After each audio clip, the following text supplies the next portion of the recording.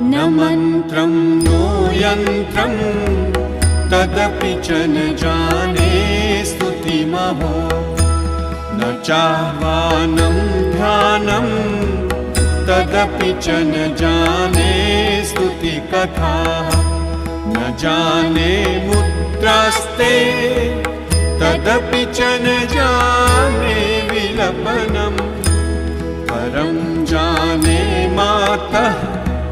त्वदनुसरणं क्लेशहरणम् विधेरज्ञानेन द्रविणविरहेणालसतया विधेया शक्यत्वात् तव चरणयोर्याच्युतिरभूत् तदेतत्क्षन्तव्यं